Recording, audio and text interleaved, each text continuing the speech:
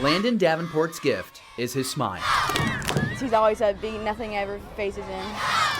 Every time, like when I walk down the hall, he always had a smile on his face. He never fails to make someone laugh or put a smile on their face. His friends say this moment is about returning the favor. Landon's parents are near speechless. Surreal.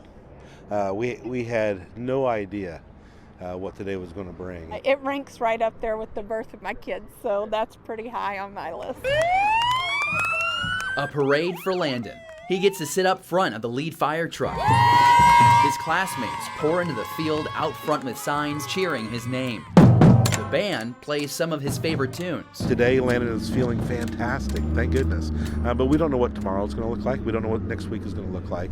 But because of that, we're packing it in. A lot can change in 7 months. April 1st, 2019. Landon is diagnosed with leukemia. He begins chemotherapy immediately. By May 10th, he has lost his hair before his first blood transfusion. It's an emergency trip to St. Louis from Pittsfield for pancreatitis on June 23rd. Landon has a high threshold of pain and can handle things on a daily basis that would put us on the floor. That was put to the test on August 6th, when Landon went into aesthetic shock. He was placed on a ventilator for 7 days in the pediatric ICU. This is the start of major complications with the chemotherapy drugs. Fast forward to October, Landon is diagnosed with stage 4 cirrhosis of the liver. We recognize that quality is more important than quantity, right? So as of right now, we're doing anything and everything we can do.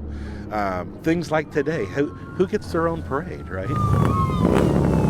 This parade wasn't just the school parking lot, it spanned the entire town of Pittsfield. Dozens of organizations formed this lineup that stretched for miles. Businesses put messages of hope on their signs out front. It's the middle of the workday, but this parade route is lined with people on the clock. Knowing that this whole street is just lined with people makes me kind of want to cry because it just says a lot about Pike County in general. Amazed at the blessings that we've received through this, and not just in our community, but from all over the world. That's no exaggeration. Landon has been able to connect with people in Australia, Israel, and all over Europe. Just take a look at all these letters and patches that poured in from across the US and Canada over the summer. Chris says Landon receives letters daily from people who have fought similar fights. We all get a lifetime, but it's our time to live that varies. Chris says the one lesson to learn from Landon is everyone has a story. What's the best thing you can do to respond to somebody that you don't know their story?